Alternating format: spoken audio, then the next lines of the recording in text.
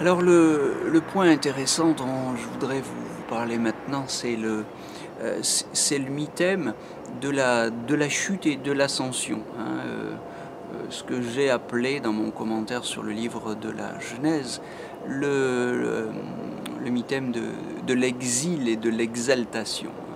Alors on a cette même structure dans ce mythe de Psyché, euh, qui décrit, hein, ce processus d'une chute, hein, d'une déchéance et d'une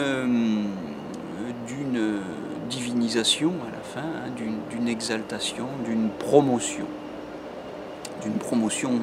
de l'être, hein. Il ne s'agit pas d'une promotion sociale, laquelle n'est que le symbole de cette promotion intérieure à laquelle nous aspirons tous, et qui ne nous est donnée que par compensation d'ailleurs, hein. Rassurez-vous, si vous galérez dans votre travail, soyez bien sûr que ceux qui accèdent à des promotions sociales n'obtiennent que des lots de consolation. L'essentiel, c'est à l'intérieur de nous qu'il faut le gagner. Cette promotion, c'est véritable promotion, je veux dire, celle qui soit vraiment satisfaisante et qui donne un sens à la vie, c'est celle qui se passe à l'intérieur de nous. Et c'est de cette promotion-là que parle le mythe de Psyché. Alors, cette promotion, elle passe d'abord par une déchéance, hein. De même que Adam et Ève sont chassés du paradis, eh bien, Psyché est sacrifiée, hein. C'est une fille de roi et de reine, hein, vous le savez, il était une fois, dit Apulée, je reprends le texte, un roi et une reine qui avaient 3 filles, toutes 3 fort belles. Mais la beauté de la cadette était si rare et si merveilleuse qu'il y avait dans le langage humain 10 de termes pour l'exprimer. Et si bien que, bon, elle était tellement belle qu'elle ne trouvait pas de chaussures à son pied. Entendez, d'homme suffisamment courageux pour lui déclarer sa flamme. Et c'est ce célibat forcé qui fait le désespoir de son père qui va voir l'oracle. Et c'est l'oracle, vous le savez, qui condamne en quelque sorte Psyché à être sacrifié. Si je vous lis, alors c'est dans le 2e chapitre, l'oracle parle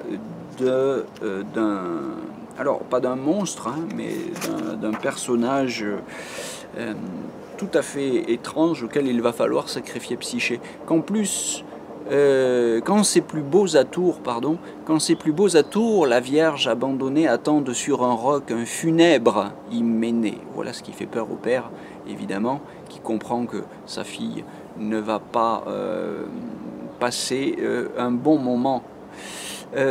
Son époux d'un mortel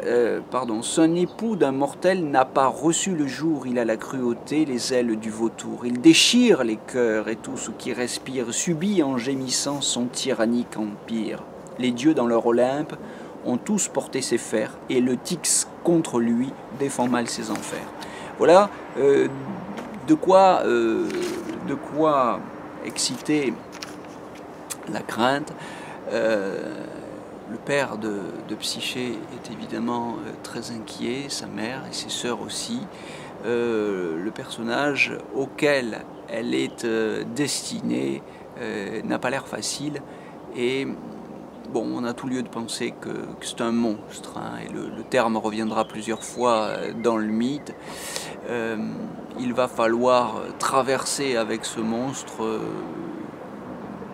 une épreuve terrible.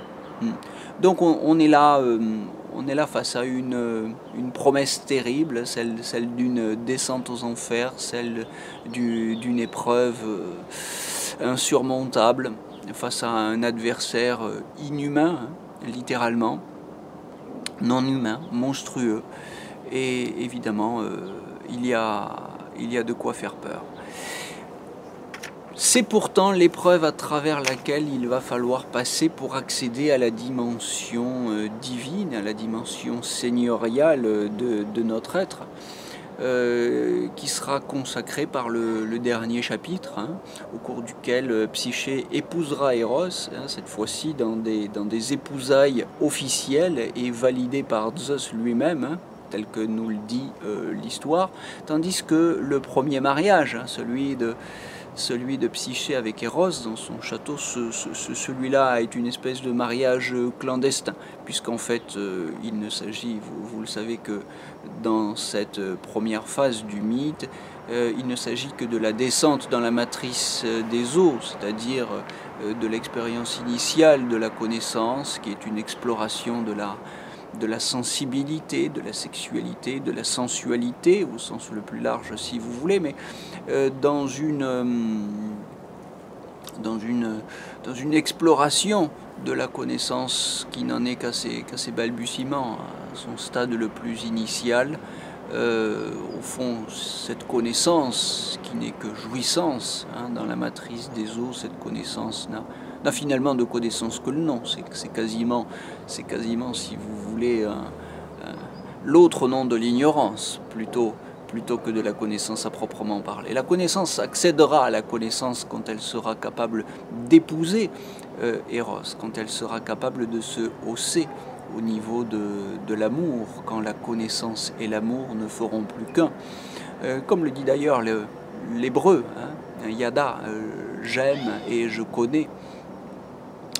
Voilà, là c'est un thème grec et biblique, hein. Vous savez que, bon, selon moi, les points communs sont plus importants que les différences, hein, dans le mythe biblique et dans les mythes grecs. On a cette ambiguïté aussi en hébreu dans la Bible, hein. Vous savez que aimer et connaître sont un même mot, hein. Quand vous avez par exemple la formule qu'Abraham connut Sarah, bon, ben, ça veut dire qu'il l'a couché avec, hein. Ça veut dire qu'il l'a aimé, qu'il l'a désiré, hein. Aimer et connaître sont une même chose, mais qui s'entendent différemment selon qu'on évolue dans la matrice de l'eau, qu'on évolue au niveau de la matrice du feu ou de la matrice du crâne. Voilà, alors nous sommes des dieux, hein, vous êtes des dieux, disait le psaume 82, ce psaume que reprend Jésus. Vous êtes des dieux, oui, vous êtes de nature royale, vous êtes de nature divine, mais ce Dieu que vous êtes, il va falloir le devenir, hein, si je puis dire. Ne vous prenez pas pour Dieu. Enfin, vous êtes des dieux, mais ne vous prenez pas pour Dieu. Avant de devenir ce Dieu que vous êtes, pour devenir ce Dieu que vous êtes, il va falloir accoucher de soi-même, hein, en traversant maïotiquement ces épreuves d'accouchement. Voilà ce que raconte le mythe de Psyché, pour le dire en substance. Psyché, c'est une humaine, elle aussi, hein. Vous êtes des dieux, disait le psaume 81, s'adressant à des hommes. Vous remarquerez que Psyché est une fille de roi, hein, ce n'est pas une déesse. Et il est très intéressant de remarquer qu'à la fin, elle est divinisée. Donc on a bien le processus, bien qu'on ne soit pas dans la Bible, mais vous voyez les points communs, hein, comme il est frappant. Bien qu'on ne soit pas dans la Bible, on a là l'exemple d'un personnage qui passe de la condition de mortel à la condition divine, hein. C'est pas moi qui le dis, c'est Apulée lui-même dans le texte, hein. Le mythe est écrit comme ça. À la fin, Psyché devient l'une des divinités de l'Olympe. Elle n'est pas l'une des 12 divinités majeures de l'Olympe, mais elle épouse Eros et elle est divinisée dans l'Olympe par Zeus lui-même.